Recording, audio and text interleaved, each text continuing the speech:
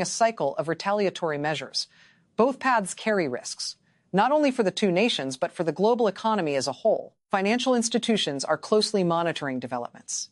Banks with exposure to cross-border commerce are evaluating potential impacts on lending, investment, and currency operations. Insurance companies are reassessing risk models, while trade finance specialists review contracts and contingency plans. Modern finance is highly interconnected, meaning regulatory changes in one area ripple across multiple sectors simultaneously. Amid the uncertainty, opportunities emerge.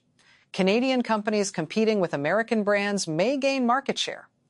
Alternative suppliers could step in to fill gaps created by regulatory restrictions. Entrepreneurs may identify openings to introduce new products or services tailored to the shifting landscape. Economic disruption, after all, can be the mother of innovation. Yet the mood remains cautious.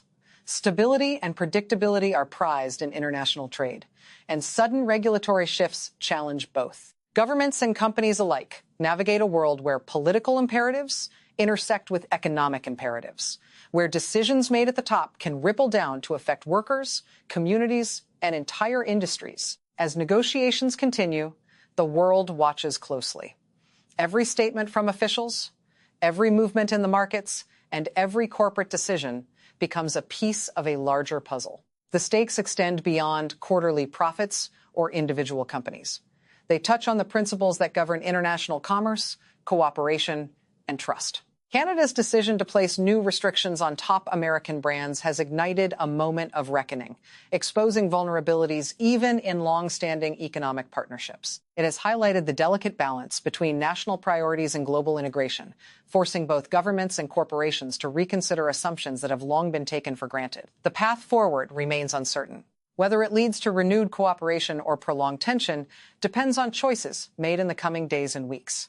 What is certain, however, is that the consequences will reverberate far beyond North America, shaping perceptions of trade, power, and partnership in a world that is changing faster than many anticipated. As the days have unfolded, the tension between the United States and Canada has not diminished. If anything, it has deepened. Markets remain jittery. Analysts continue to revise projections, and political discourse has grown sharper, reflecting both the stakes and the uncertainty surrounding this confrontation. The heart of the matter is simple, yet profound. How do two nations, so closely tied economically and historically, navigate a moment when national interests collide with entrenched commercial practices? The answer is anything but simple, and the choices made now will ripple across borders, industries, and decades of precedent. Scenario 1. The most optimistic envisions a rapid de-escalation. In this path, diplomatic channels prevail. Negotiators find common ground, and compromises are made without either side appearing to retreat too far. Perhaps Canada would adjust certain restrictions while maintaining the principle of protecting domestic industries, and American corporations might accept stricter compliance measures in exchange for renewed market access. In this scenario, trust, though strained, remains intact, and the bilateral relationship emerges resilient, if not stronger, for having been tested. Markets would likely stabilize. Investors regain confidence, and corporate strategies could resume with a renewed focus on long-term growth rather than immediate damage control. Scenario 2 is less forgiving. Tensions escalate as Washington responds aggressively, perhaps with retaliatory measures targeting Canadian firms in the United States. Trade disputes could expand beyond the initial restrictions, affecting multiple sectors, from technology to energy to agriculture. Supply chains, already complex and tightly interwoven, could experience bottlenecks or disruptions that echo far beyond North America. Investors may pull back, commodity prices could fluctuate, and companies might be forced to diversify operations or rethink long-standing strategies. The economic consequences of this scenario would not be limited to dollars and cents. They would reach communities, employees, and even international perceptions of how resilient integrated markets truly are. Scenario 3 is a slow-burning compromise, one that drags out over months or even years. Negotiations proceed incrementally, with partial concessions, regulatory tweaks, and ongoing uncertainty. While catastrophic disruption might be avoided, the persistent lack of clarity introduces its own risks. Investment becomes cautious, expansion plans are deferred, and companies operate in a state of constant recalibration. Innovation may slow, as resources are redirected to risk management rather than growth, and global observers might interpret prolonged tension as a sign that even the closest of economic alliances can falter under pressure. Each of these scenarios has implications beyond the immediate dispute. The U.S. Canada dynamic serves as a bellwether for global trade. If tensions are resolved quickly and effectively, it reinforces the notion that economic partnerships, even under strain, can endure. If escalation occurs, it could embolden protectionist policies elsewhere, encouraging nations to prioritize domestic control over integration, potentially sparking a wave of trade disputes in other regions. International investors, already sensitive to geopolitical risk, are watching closely, adjusting portfolios and reassessing exposure to cross-border markets. Currency and commodity markets are particularly reactive, reflecting uncertainty in trade flows and the potential for prolonged disruption. At the center of this confrontation are people, executives, employees, consumers whose daily lives are intertwined with corporate decisions and government policies. Workers employed by American companies in Canada face an uncertain future as hiring plans, wages, and even job security come under review. Communities accustomed to steady employment and economic stability may feel the direct effects of this policy shift, reinforcing the human dimension of trade disputes that is often lost in financial headlines. Meanwhile, Canadian consumers may experience subtle shifts in pricing, availability, and service levels, while domestic companies seize opportunities to expand and capture new market share. Even as the immediate implications unfold, there is a broader conversation about the nature of globalization itself.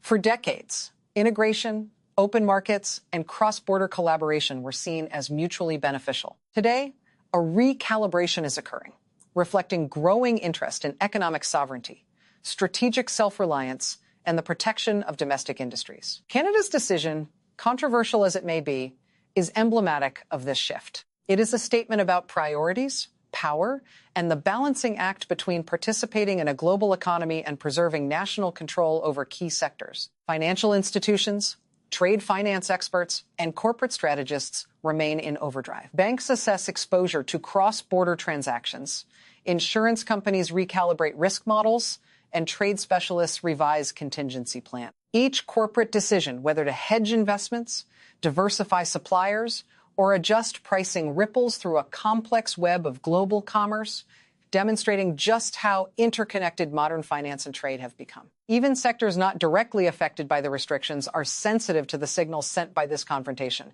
as uncertainty influences investment sentiment, consumer confidence, and market volatility. Innovation, paradoxically, may find fertile ground amidst disruption. Canadian companies competing with American brands could expand, fill gaps in the market, or offer new products tailored to changing consumer demand. Entrepreneurs may spot opportunities that would have been unimaginable in a landscape dominated by entrenched multinational operations. Yet, for every opportunity, there remains risk. The value of stability and predictability in trade cannot be overstated, and sudden regulatory changes test the ability of governments and companies to adapt without jeopardizing growth or public confidence. As the situation evolves, the choices made by both Canadian and American leadership will define the narrative. Will diplomacy and pragmatism prevail, producing a resolution that balances sovereignty with cooperation? Or will a cycle of retaliation and escalation take hold, with consequences that reach far beyond North American borders? For those watching closely, investors, policymakers, and citizens alike, the answer will shape not just the immediate economic landscape, but expectations for how global trade is conducted in an era increasingly defined by national priorities and geopolitical tension. Canada's move has illuminated the fragility of even the most long-standing economic relationships. It has forced companies, governments, and individuals to reconsider assumptions that have long been taken for granted. The era of seamless, unquestioned cross-border integration may be giving way to a more nuanced reality, one in which cooperation and competition coexist in delicate tension. How that tension is managed will influence not only profits and markets, but perceptions of fairness, power, and partnership for years to come. In the final analysis, this is more than a dispute about regulations or market access. It is a test of resilience, strategy, and vision. It is a moment that underscores the complexity of modern economic interdependence and the challenges that arise when national interests collide with global commerce. The choices made now, the negotiations conducted behind closed doors, and the decisions implemented. The moment the announcement hit, the world seemed to shift on its axis.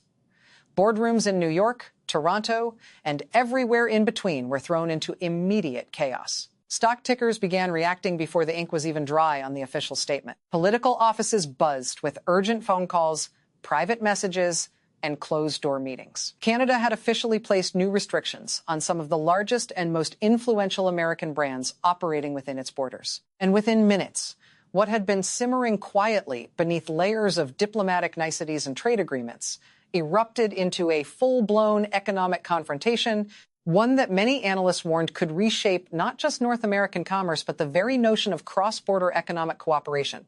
It was not subtle, nor was it symbolic. This was direct, targeted, impossible to ignore. For American corporations with deep investments in Canada, the implications were immediate and potentially severe. For policymakers in Washington, it was a move that demanded response, strategic, and calculated. And for global markets watching the unfolding scene with cautious interest, it was yet another sign that economic alliances, once considered rock solid, can be jolted into instability with a single decision. The restrictions were precise, aimed squarely at companies whose names are known in almost every corner of the world. Technology giants, retail juggernauts, energy conglomerates, manufacturing powerhouses, all were suddenly under scrutiny. The ripple effects began almost instantly. Stocks fluctuated violently as investors scrambled to understand not just the immediate impact, but also the long-term trajectory of Canadian regulatory enforcement. Analysts updated forecasts midstream, recalibrating expectations for growth, profit, and market penetration. Trade experts dissected the legal and political dimensions, seeking clarity in an environment defined by uncertainty. What had triggered this escalation? How far could it go? And more importantly, what did it mean for the decades-long partnership between the United States and Canada? A partnership that has been celebrated for its integration and seamless cooperation. These questions were on everyone's mind, from financial traders to political advisors. Because what was happening in Canada was not just about rules or regulations. It was about the balance of economic power and national sovereignty, about the boundaries of influence in a world dominated by multinational corporations. At the heart of the controversy lies a dispute that is as old as trade itself: fairness, access, and the prioritization of national economic interests. Canadian officials insisted that the new restrictions were intended to protect domestic industries, to ensure that competition remained balanced and fair. Yet in Washington, the response was framed differently. A direct challenge to American corporate presence, a disruption of long-standing economic expectations. The new measures were not limited to simple tariffs or minor compliance adjustments.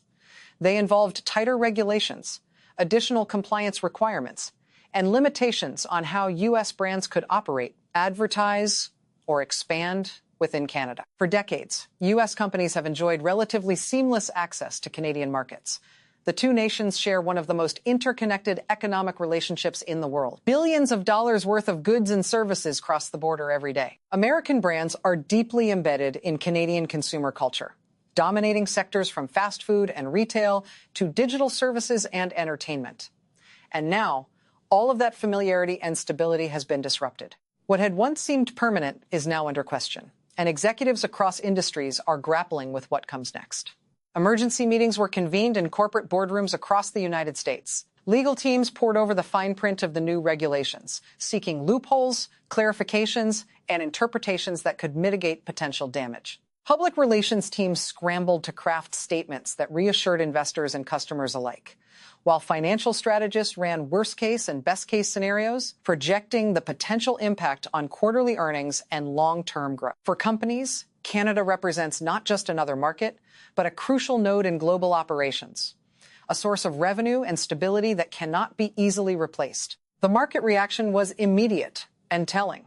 Technology stocks, especially those with substantial Canadian user bases, experienced sudden volatility. Retail giants saw share prices dip as analysts forecasted potential sales disruptions or increased operational costs. Supply chains that rely on cross-border cooperation braced for possible delays, recalibrating logistics strategies in real time. Even sectors not directly affected by the restrictions felt tremors as investor sentiment began to wobble under the weight of uncertainty. Political dynamics only added layers of complexity.